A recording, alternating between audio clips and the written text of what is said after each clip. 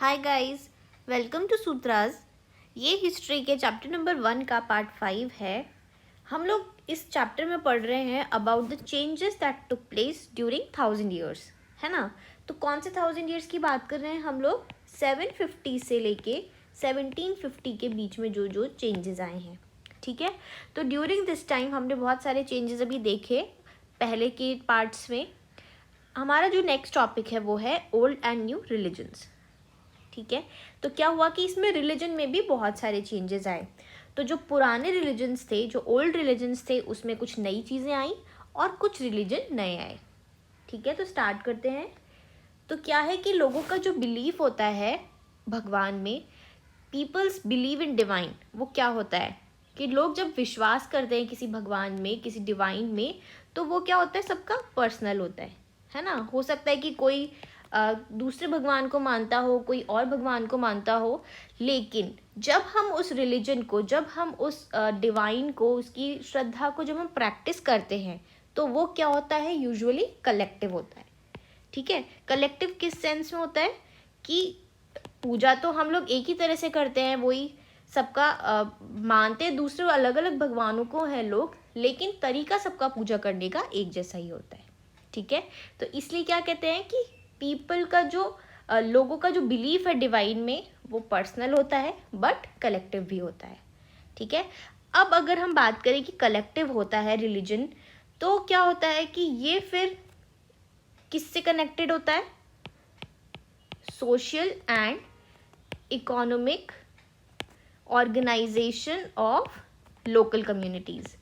इसका मतलब क्या है कि जब कोई बिलीफ अगर कलेक्टिव है तो उसका इम्पैक्ट लोकल कम्युनिटीज़ के सोशल और इकोनॉमिक चेंजेस पे पड़ता है, ठीक है। जैसे जैसे सोशल और इकोनॉमिक चेंजेस आते हैं, वैसे वैसे क्या होता है, बिलीव्स में भी चेंजेस आता है, ठीक है।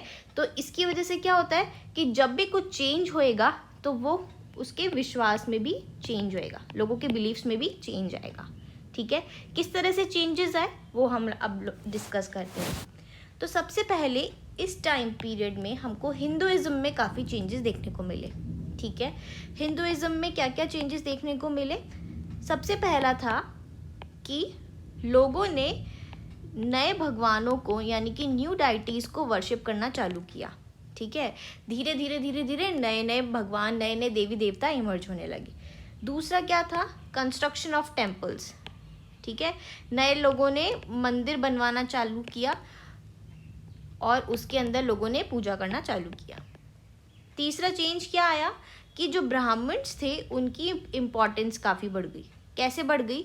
हम लोगों ने पहले भी पढ़ा था कि जो संस्कृत लैंग्वेज का जो ज्ञान है वो मेजरली किसको था? ब्राह्मण्स को। और जितने भी पूजा होती है, जितने भी मंत्र होते हैं, वो सब किस में होते हैं? संस्कृत लैंग्वेज में, ठीक है। तो जब आम जनता को वो आता नहीं है, वो सिर्फ ब्राह्मण्स को आता है, तो जब भी लोगों को पूजा करनी होती थी तो उनको क्या होता था? ब्राह्मण्स को पूछना पड़ता था।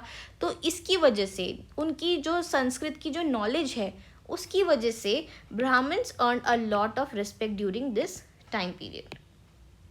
क्लियर?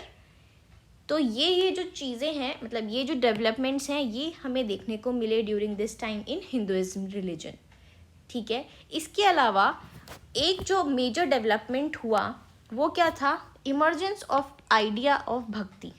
इसका क्या मतलब है कि अगर हम भक्ति की बात करें, अगर हम श्रद्धा की बात करें, किसमें? भगवान में। अगर हम किस तरह से भक्ति करते हैं, तो क्या होता है कि लोग ऐसे बोलते हैं कि भक्ति करने के लिए क्या करना पड़ता है कि बड़ी बड़ी मतलब हवन करने पड़ते हैं, पूजा करनी पड़ती है, कुछ अलग अलग तरीके से लोगों को श्रद्धा दिखानी पड़ती है भगवान में। लेकिन इस टाइम पीरियड पे क्या आया कि नया आइडिया आया भक्ति करने का। किस तरह से कि आपको अब ज़रूरत नहीं है कि आपको कोई किसी पुजारी की ज़रूरत नहीं है या किसी इलेबोरेट रिचुअल्स की ज़रूरत नहीं है अपनी भक्ति शो करने के लिए भगवान में। हो सकता है कि आपका भक्ति करने का तरीका अलग हो सकता है कि आप सिर्फ 2 मिनट ऐसे आंख बंद करके शांति से भगवान को याद करें तो वो भी भक्ति कहलाए। पहले क्या होता था कि भक्ति उसी को कहते थे, भक्ति का मतलब यही होता था जब वो बड़े बड़े पूजा, बड़े बड़े हवन, इस तरीके से जो भी रिचुअल्स हैं वो इलेबोरेट रिचुअल्स परफॉर्म करें तो ही उसे भक्ति माना गया, ठीक है। इसके अलावा इस टाइम पीरियड में जो हम बात कर रहे हैं कि नए रिलीजन्स भी आए, तो क्या था कि जो माइग्रेंट्स थे, माइग्रेंट्स मतलब कि जो लोग अलग अलग जगह से आते हैं माइग्रेट होके, माइग्रेंट्स और जो भी मर्चेंट्स थे उन लोगों ने नया रिलीजन इंट्रोड्यूस किया। ठीक है, क्या था वो? इस्लाम। उन लोगों ने जो होली कुरान है उसकी टीचिंग को इंट्रोड्यूस किया। तो इस टॉपिक में मेजरली ये है, बाकी डिटेल्स पे और भी हैं तो वो हम लोग जब टेक्स्ट रीड करेंगे तब पढ़ते हैं। Old and new religions. The 1,000 years of history that we are exploring witnessed major developments in religious traditions. तो जिस 1,000 years की हम लोग बात कर रहे हैं उसमें क्या हुआ कि religious traditions में बहुत सारे developments देखने को मिले.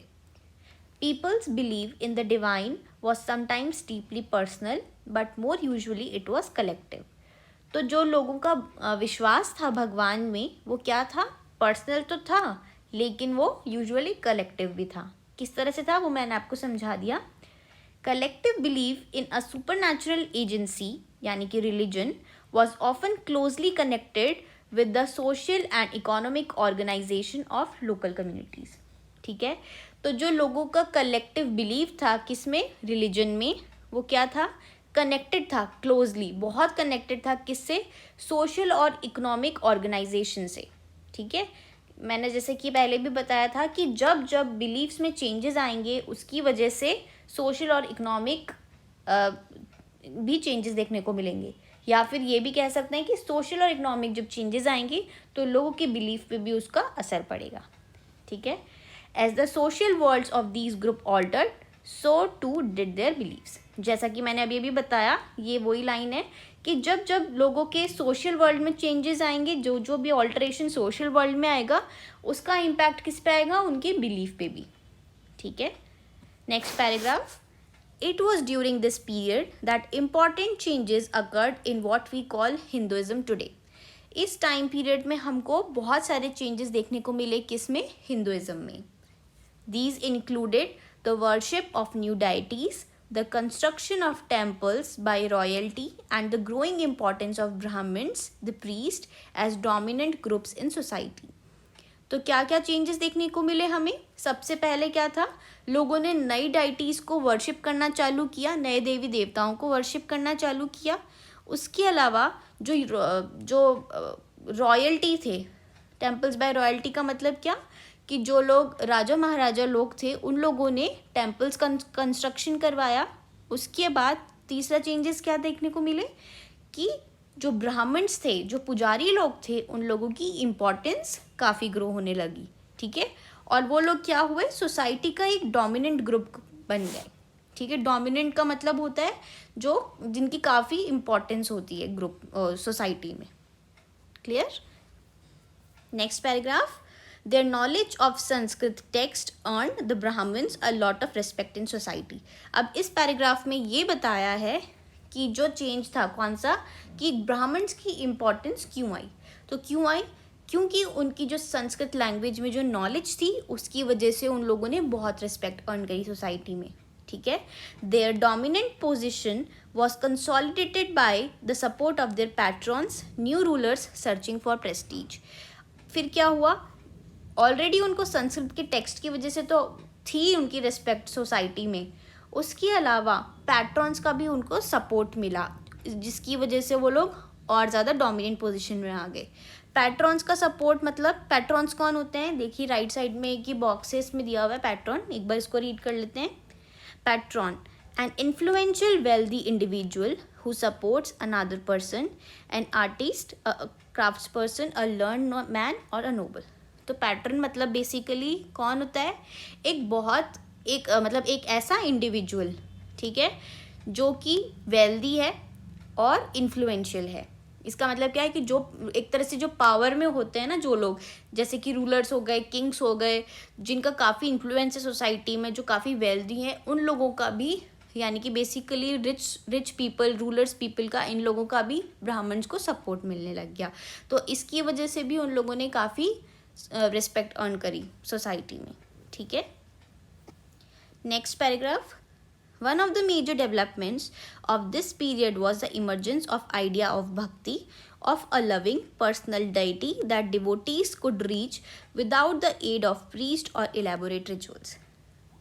इस टाइम पीरियड पे एक जो बड़ा मेजर डेवलपमेंट आया वो क्या था? इमर्जेंस ऑफ आइडिया ऑफ भक्ति. ठीक है, कि भक्ति क्या है उसका इमर्जेंस भी अब इसमें एक मेजर डेवलपमेंट था. ठीक है, भक्ति का मतलब क्या है कि लोगों की आस्था, लोगों की श्रद्धा भगवान में. ठीक है, तो इसमें क्या इमर्जेंस आया? ये कि the devotees could reach without the aid of priest और इलेबोरेट रिचुअल्स. इसका मतलब ये है कि कोई आदमी, कोई पर्सन भगवान से कनेक्ट हो सकता है विदाउट एड ऑफ प्रीस्ट, मतलब विदाउट पुजारी की हेल्प के या फिर कोई बड़े बड़े रिचुअल्स करके. तो ज़रूरी नहीं है कि आपको अगर भगवान में श्रद्धा दिखानी है तो आपको किसी पुजारी की ज़रूरत पड़ेगी बड़ी बड़ी पूजा करने के लिए, या कोई बहुत सारे रिचुअल्स परफॉर्म करने पड़ेंगे. आप इनके बिना भी अपनी श्रद्धा दिखा सकते हैं. You will be learning about this and other traditions in chapter 8. और इसके बारे में हम लोग और डिटेल में चैप्टर नंबर 8 में पढ़ेंगे. अभी तक हमने जो पैराग्राफ्स पढ़े उसमें हम लोगों ने देखा कि ओल्ड रिलीजन्स यानी कि एग्जिस्टिंग रिलीजन्स में क्या क्या चेंजेस आए. अब हम लोग ये पढ़ने वाले हैं कि नए रिलीजन्स किस तरह से इमर्ज हुए. ठीक है, this was also the period when new religion appeared in the sub continent. तो ड्यूरिंग दिस पीरियड, कौन से पीरियड? 750 से 1750 में. इसमें क्या हुआ कि हमारे सब कॉन्टिनेंट में यानी कि इंडिया में नए रिलीजन्स अपीयर हुए. ठीक है, नए रिलीजन्स इंट्रोड्यूस हुए. किस तरह से हुए? Merchants and migrants first brought the teachings of the holy Quran to India in the 7th century. तो 7th सेंचुरी में क्या हुआ कि जब माइग्रेंट्स और मर्चेंट्स इंडिया आए तो उन लोगों ने पहली बार जो कुरान की टीचिंग्स हैं उनको इंट्रोड्यूस किया. ठीक है, कुरान क्या होती है? कुरान होली बुक है. किसकी? इस्लाम रिलीजन की. तो फर्स्ट टाइम लोगों ने उसको इंट्रोड्यूस किया हमारे सब कॉन्टिनेंट में.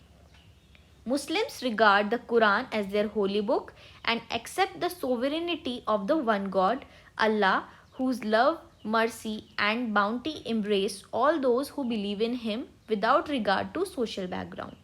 तो